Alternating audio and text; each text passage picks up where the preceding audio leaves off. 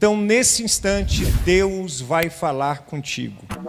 João capítulo 11, versos 3, 4, 5 e 6, diz assim: Mandaram-lhe, pois, suas irmãs dizer: Senhor, eis que está enfermo aquele que tu amas.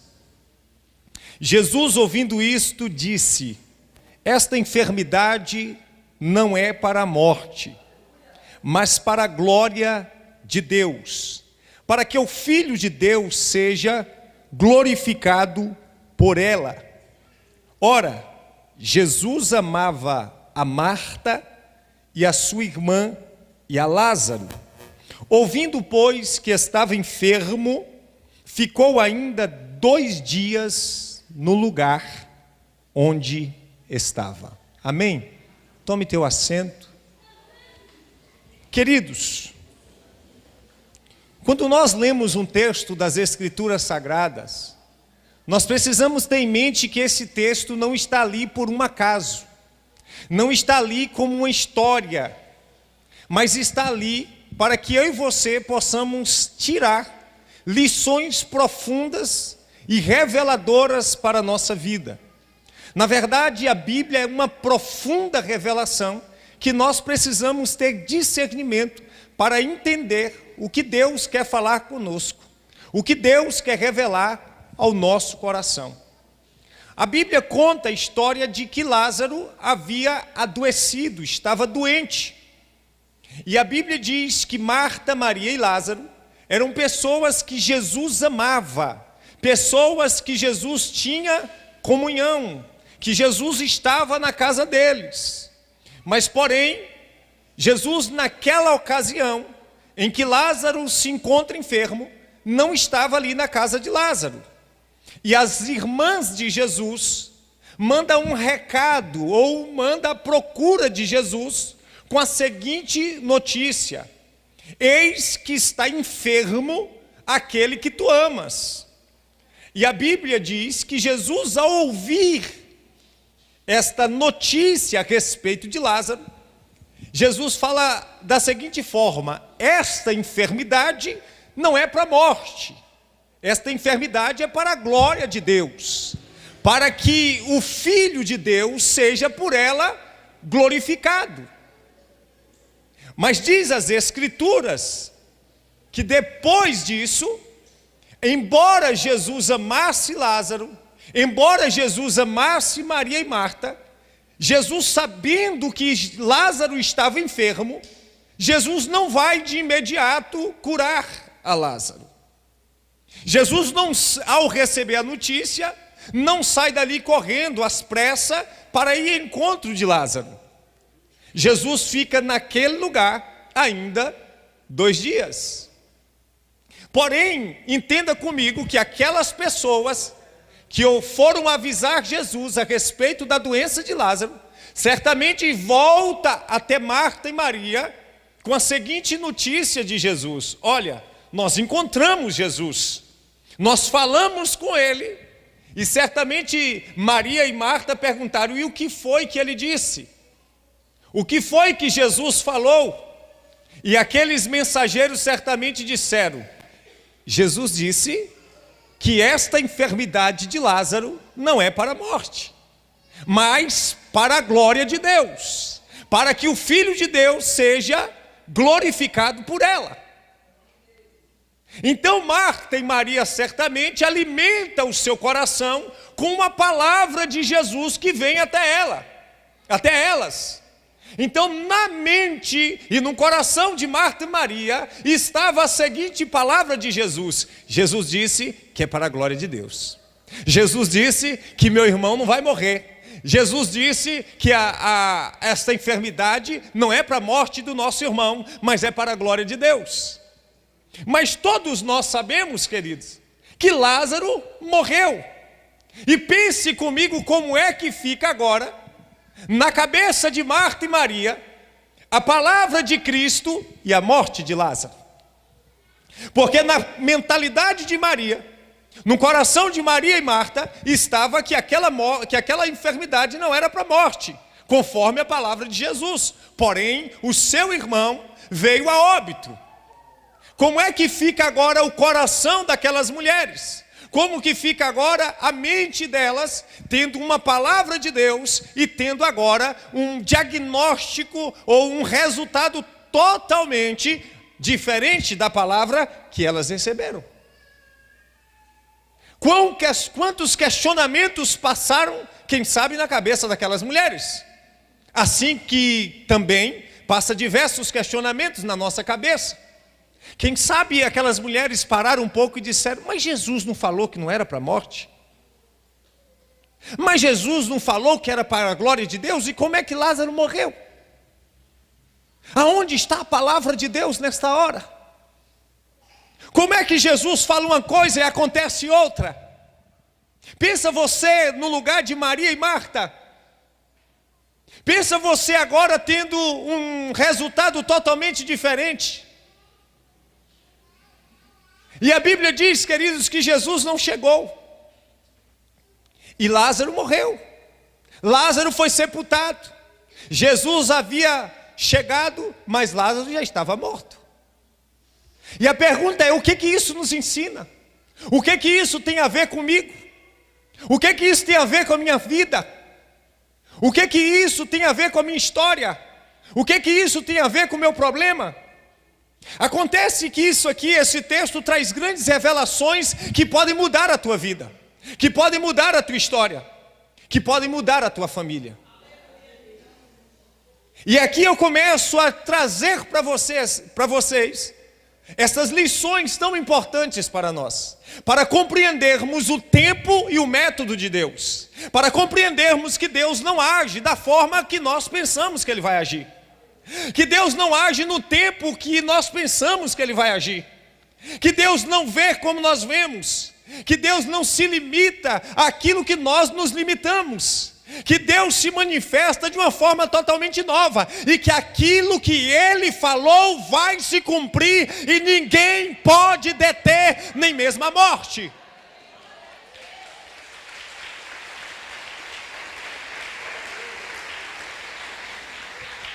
A primeira lição que eu tiro desse texto, para que você possa cravar nas tábuas do teu coração, é que crente, no versículo 3 vai dizer: mandaram dizer a Jesus que Lázaro estava enfermo. Deixa eu te dizer uma coisa, meu amado. Acompanhe comigo essas lições. Lázaro era amigo de Jesus. Lázaro, Maria e Marta eram crentes em Cristo, mas estavam enfermos. A primeira lição: crente fica doente. Crente passa por lutas. Crentes passam por adversidade. Pessoas que Jesus ama passam por adversidades, por lutas, por percalços, por problemas, por percas, por enfermidades. Porque existe uma teologia que diz que crente não pode ficar enfermo, que crente não pode ficar doente. Esses dias encontrei um irmão que falou: meu irmão, olha, crente não pode ficar doente. Eu falei: meu amado, você está equivocado, porque Jesus amava Lázaro e ele ficou enfermo. Como é que crente não pode ficar doente, meu amado? Aí o rapaz tentou rodear, eu falei: não adianta. Jesus amava Lázaro, mas ele estava enfermo. Ele estava passando um problema dentro de casa. A morte bateu na casa do crente. A situação difícil bateu na casa de Marta, Maria e Lázaro. Mas eles não eram amados de Jesus. No entanto, a enfermidade entrou lá, a morte entrou lá. Mas fique em paz, porque se Jesus está permitindo a situação difícil lá, Ele vai chegar depois disso. Ele vai chegar, no tempo dele tudo se faz perfeito. A segunda lição está no versículo 4. Segunda e terceira lição diz que Jesus, ouvindo isso, disse: esta enfermidade não é para a morte, mas para a glória de Deus, para que o Filho de Deus seja glorificado por ela. Escute isso aqui, segunda lição para a tua vida. Deus sabe para que você está passando por isso. Ei, eu não falei errado. Deus sabe para que, não é por quê. Tem questões na nossa vida que nós precisamos fazer a seguinte pergunta: para que eu estou passando por isso? E não por que eu estou passando por isso. É diferente a pergunta. Existem situações que só Deus sabe para que estamos passando. E eu te digo uma coisa: para um propósito dele, você está passando por isso. Para um propósito dele, Deus está permitindo isso. Para um propósito dele, está acontecendo isso na tua vida. Não é porquê, mas para o propósito de Deus se cumprir na tua vida. Existe um para quê ao invés de um porquê. É diferente você perguntar por quê e para quê. Deus está te conduzindo através de circunstâncias ruidosas. Deus está te conduzindo através de eventos tempestuosos. Através de problemas, através de lutas, Deus nos coloca na rota da vitória e na rota da glória dele. E deixa-me te dizer uma coisa: eu passei por maus bocados, embora eu tenha 36 anos, mas comecei minha caminhada no Evangelho desde os 17. E passei por maus bocados, e só hoje eu sei para que eu passei aquilo tudo. Para eu chegar onde eu cheguei hoje. Então, todas as vezes que você olhar as circunstâncias na sua vida, as lutas que você enfrenta, os percalços que você enfrenta, você não pode perguntar a Deus o porquê, mas tem que dizer: Deus, para que o Senhor está me fazendo passar por isso, ou permitindo que eu esteja passando por isso? Ou quem sabe você mesmo possa dizer: Deus está permitindo isso na minha vida para algo maior dele na minha vida. Então perceba que o texto diz: esta enfermidade não é para a morte, mas para a glória de Deus. A terceira lição: tem situações em nossa vida, tem situações em nossa casa, tem situações em nossa família, que é para a glória de Deus, que é para que a glória de Deus seja manifestada. Queridos, não há situações tão propícia a manifestação de Deus do que situações difíceis. Porque se tudo estiver cooperando para o seu bem, será difícil você reconhecer que é Deus. Mas em meio ao caos da vida, em meio aos ventos tempestuosos, você vê a manifestação de Deus. É ali que você diz: só pode ter sido Deus. E ali você começa a glorificar a Ele. Ali você vê as coisas mudarem de uma hora para outra. Então o que você vive hoje pode ser para a glória de Deus se manifestar no meio dos teus, se manifestar no meio da tua família, se manifestar na tua vida. Agora escute uma coisa, porque o texto não nos mostra Marta e Maria murmurando. O nosso problema, querido, é o nosso posicionamento frente aos problemas. Um reage de uma forma, outro reage de outra. Um desiste de tudo, pula no barco, morre afogado. O outro fica no barco e diz: Jesus não deixa afogar, eu fico aqui com Ele, eu estou com Ele, e eu não arredo o pé. Eu entendo que se Deus está na minha vida, Ele proverá o socorro, e Ele é o socorro bem presente na hora da angústia. Deus entrará com providência na minha vida e na minha casa. A glória de Deus vai me alcançar. Como que você reage frente aos problemas da vida, querido? Como você reage aos problemas que você tem enfrentado? Cuidado para você não se posicionar errado. Cuidado para que você, em meio às lutas que você enfrenta, não se afastar de Deus, não se afastar do propósito de Deus, não estragar aquilo que Deus tem para a tua vida.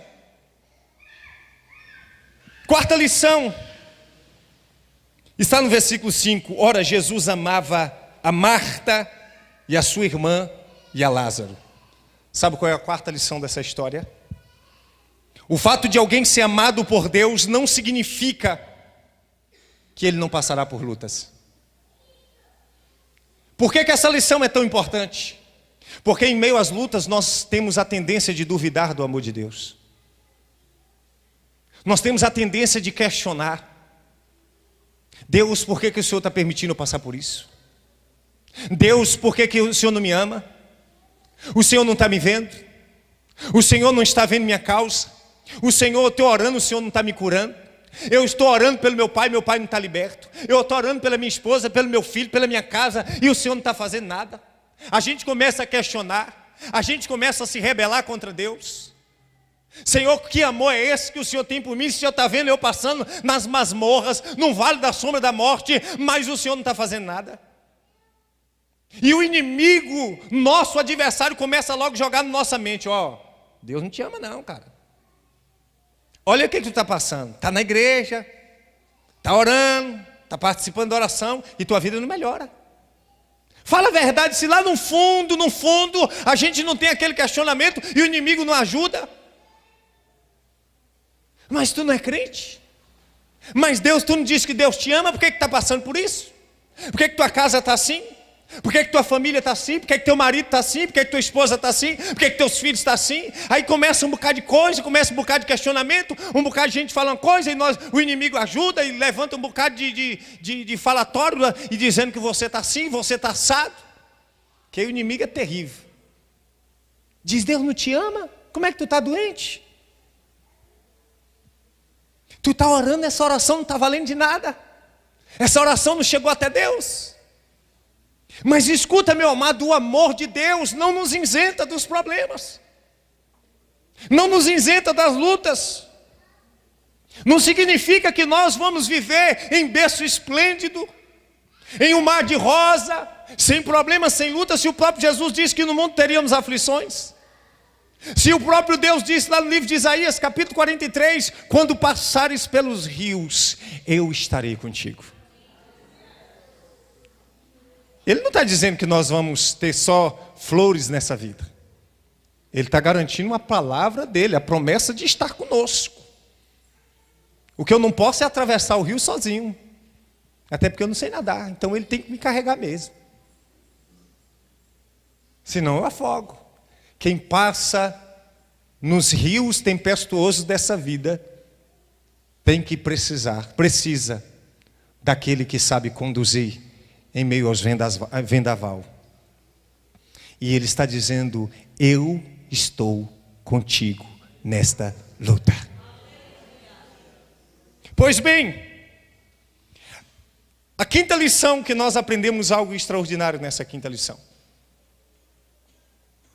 A Bíblia diz que quando Jesus recebe a notícia de que Lázaro estava doente, Jesus fica ainda 2 dias. Sabe o que significa? Deus tem o tempo dele. Diga assim, Deus tem o tempo dele para mim. Qual era o tempo de Marta e Maria? Jesus vai vir logo. Qual o tempo de Jesus? Eu vou depois de 2. Nós queremos aqui e agora. Jesus fala, espere um pouco. Eu vou fazer, mas no meu tempo. Deus está falando com pessoas aqui, espere um pouco, eu vou fazer, mas no meu tempo. Deus está dizendo aqui, eu vou fazer, mas no meu tempo. O meu tempo vai chegar, a minha hora vai chegar. A minha hora não é a tua hora, o meu tempo não é o teu tempo. Ah, mas é urgente. O tempo de Deus está chegando. O tempo de Deus não é o seu. Entenda que Deus tem o seu tempo. E nós ficamos agoniados.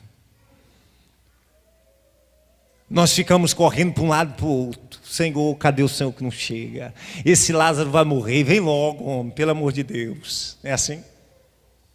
Deus me ajeita logo, manda um profeta e a gente começa a arrancar os cabelos, eu que já não tenho, e está caindo, já começa a arrancar, e Deus está dizendo, espere, o meu tempo está chegando, espere o tempo de Deus, porque no tempo de Deus tudo se faz perfeito. Deus está dizendo, mulher, no meu tempo tudo se faz perfeito, no meu tempo é melhor, no meu tempo te traz surpresa, no meu tempo te revela a glória de Deus na tua vida. Existe um tempo de Deus para Ele agir na tua causa. Deus está esperando que você espere.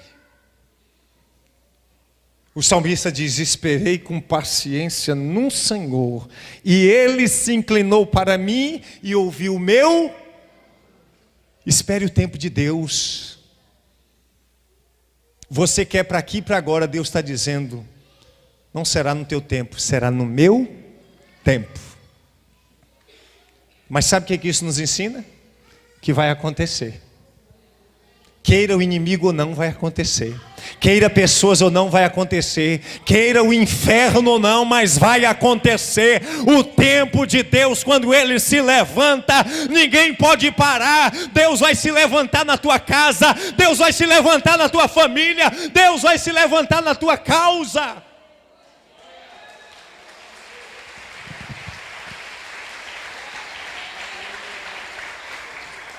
Quinta lição está no verso 37. E alguns deles disseram: não podia ele, que abriu os olhos ao cego, também fazer com que este não morresse? Sempre haverá comentários a respeito das nossas lutas. Estavam comentando a respeito de Lázaro, estavam comentando a respeito da situação daquelas mulheres, e olhando para Jesus disseram: mas não podia esse homem chegar logo e não permitir que ele morresse? Sempre haverá comentários a nosso respeito, a respeito da nossa causa, da nossa casa, da nossa família, da nossa situação, da nossa circunstância. Mas escute uma coisa: os comentários não impedirão a chegada e a glória de Deus na sua vida. Então agora Jesus chega, querido. Jesus chega e no versículo 39, verso 40, disse assim: disse Jesus, versículo 38, 39, 40, Jesus, pois, movendo-se outra vez em si mesmo, veio ao sepulcro, e era uma caverna e tinha uma pedra posta sobre ela. Jesus disse: tirai a pedra. Marta, irmã do defunto, disse-lhe: Senhor, já cheira mal, já é de 4 dias. Disse Jesus: não te hei dito que se creres, verás a glória de Deus? Você sabe qual é a 7ª lição? A glória de Deus, você não vê para crer, mas crê para ver. Você precisa crer, mesmo que tudo diz que não. Jesus já havia dito para Marta: Marta, Marta, eu te digo que se creres verás a glória de Deus, porque eu sou a ressurreição e a vida, e o teu irmão há de ressuscitar. E quando está ali, Jesus diz: aonde o puseste? Ela diz: vem ver. E quando chega ali, queridos, Jesus disse: não te hei dito que se creres verás a glória de Deus? Porque Marta questiona: Senhor, já é de 4 dias, já cheira mal, já acabou. Se o Senhor tivesse chegado antes, meu irmão não teria morrido. Se o Senhor tivesse chegado no meu tempo, nada disso teria acontecido. Não importa se Jesus chega no teu tempo, o que importa é que Jesus chega no tempo dele, e ele resolve, e ele te faz crer para ver a glória dele. Eu quero te dizer uma coisa: se você crê, você vai ver a glória de Deus na tua casa. Se você crê, você vai ver a glória de Deus na tua família. Se você crê, você vai ver a glória de Deus na tua finança, na tua casa, na tua vida. Nós somos como um Tomé, queremos ver para crer. Mas Jesus diz: bem-aventurado aqueles que creem sem ver. A condição para ver a glória de Deus, meu amado, é crer. A condição para ver a manifestação da glória de Deus é crer. Mas aí eu te pergunto, porque alguém pode questionar Marta, alguém pode questionar Maria, dizendo: que mulher incrédula. Queridos, o irmão dela já estava morto. Como crê? E quantas vezes eu e você, por muito menos duvidamos, por muito menos não cremos? Porque alguém pode dizer: ah, mas Marta é incrédula. Queridos, já estava morto. E você, Deus está dizendo que muitas coisas ainda não estão mortas, e mesmo assim você não crê. Muitas coisas ainda não se findaram, e mesmo assim você não crê. Mas o Senhor está dizendo nesse instante para a tua vida: se você crê, você vai ver a minha glória se manifestar na tua casa, se manifestar na tua vida. Quem crê vê a glória de Deus. Como diz aquela canção: quando tudo diz que não, tua voz me encoraja a prosseguir. Se você crer, você vai ver a glória de Deus neste negócio. E para crer não pode ter esmorecimento. Para crer não pode querer voltar atrás. Para crer não pode querer desistir. Então quando ela coloca o seu empecilho, quando ela coloca o seu questionamento, Jesus falou: Marta, não te disse eu que se creres verás a glória de Deus? Existe sempre um confronto entre os nossos questionamentos e a palavra de Deus. Jesus chegou ali, ele não quer saber de questionamento, ele quer apenas que você receba aquela palavra que ele havia mandado para você antes, para que você permaneça com aquela palavra no teu coração, porque é ela que vai se cumprir na tua vida, porque é ela que vai se cumprir na tua casa, porque é ela que vai se cumprir na tua família, porque é ela que fará grandes coisas acontecer ainda em 2022. Mas aqui eu quero encerrar essa mensagem com 3 verdades para a vida. A primeira verdade é que a pedra, escute isso aqui, que Jesus falou assim: tirai a pedra. Escute isso. A pedra era empecilho para Jesus? Não. Em nenhum momento aquela pedra seria empecilho para Jesus operar uma ressurreição. Em nenhum momento aquela pedra seria empecilho para Deus. Escute essa verdade e leve para a tua vida.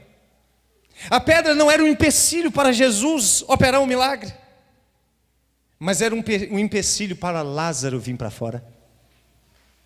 A pedra não era um empecilho para Jesus operar um milagre, mas era um empecilho para Lázaro vir para fora. Existem pedras que impedem não Jesus de agir na nossa vida, mas impede de nós recebermos a bênção que Jesus está liberando sobre nós.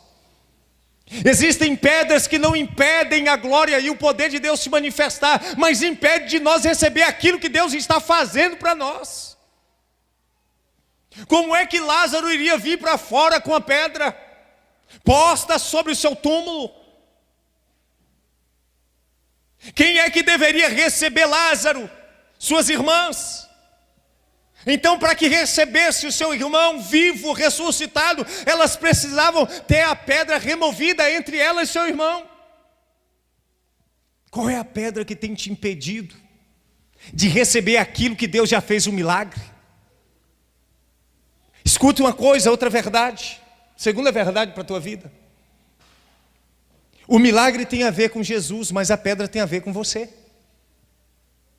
O milagre tem a ver com Jesus, mas a pedra tem a ver com você. Operar um milagre é com Jesus. Tirar a pedra é com você. E existem situações que nós não queremos tirar a pedra do empecilho. Existem coisas que nós não recebemos porque nós não estamos dispostos a tirar a pedra. Porque a pedra, para tirar, nós temos diversos questionamentos. Mas você vai conversar com a pessoa, você vai dar uma direção à pessoa, a pessoa coloca 1 milhão de empecilhos. Mais isso, mais aquilo. Você vai ficar sem receber, querido, o que Deus tem para a sua vida. Deus está dizendo assim: apenas tire. Eu já estou pronto a operar o milagre. Você vai receber como? Tem gente que não vai receber o milagre porque não está disposto a tirar a pedra. Tem gente que não pode receber o que Deus tem para a sua vida porque ele se apega à pedra. Não, já colocou uma pedra naquele negócio, já pus uma pedra lá, é o fim, acabou. E Deus está dizendo assim: meu amado, para esse teu irmão, quando eu ressuscitar ele, sair daí de dentro, ele vai sair como abençoada, ele vai sair como abençoado. Você tem que tirar a pedra para você receber aquilo que você espera. Quem é que Marta e Maria estavam esperando? Lázaro. E como é que esse homem ia sair lá de dentro, depois da ressurreição, tendo uma pedra posta lá? Entenda a revelação que Deus está dando para a tua vida hoje. E se você não sabe, pergunte. É bem provável, e Deus está ministrando no meu coração, que essa pedra é muitos questionamentos que você tem. Às vezes o nosso orgulho nos impede de receber. Às vezes a pedra não está posta do lado de fora, está posta do lado de dentro. Às vezes a pedra não é física, é emocional. Às vezes a pedra está aqui do lado de dentro e a gente está insistindo, dizendo: não, Senhor, mas já acabou. Deus está dizendo: filha, tire essa pedra, eu só preciso disso para te entregar o que eu estou ordenando para a tua vida. E terceira verdade, e aqui eu caminho para o final: não deixe que a incredulidade te impeça de tirar as pedras que impossibilitam os teus sonhos virem à tona. Não deixe que a incredulidade, que os questionamentos te impeça de tirar a pedra que impede vir os teus sonhos à tona. Os teus sonhos precisam vir à tona. E os teus sonhos, esta pedra tem a ver com eles.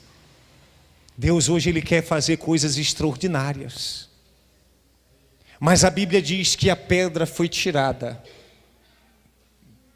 E a ordem do poderoso agora se cumpre conforme Ele havia dito. Jesus diz: Lázaro, vem para fora. Lázaro, vem para fora. E a Bíblia diz que Lázaro veio e estava todo atado, e Jesus diz: desatai-o e deixai-o ir.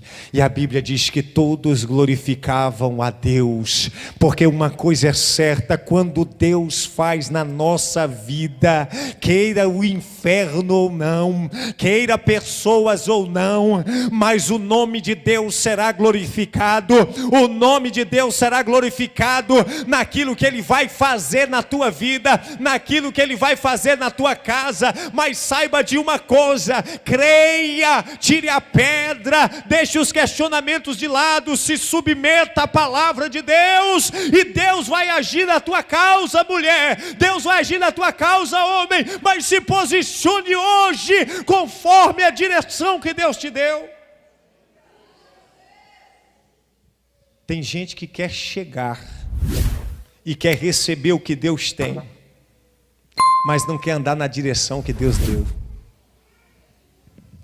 O que Deus tem para a tua vida está na direção que Ele está te dando, e não na direção do egoísmo nosso, da vaidade nossa, do orgulho nosso. Deus tem coisas grandiosas para fazer na sua vida.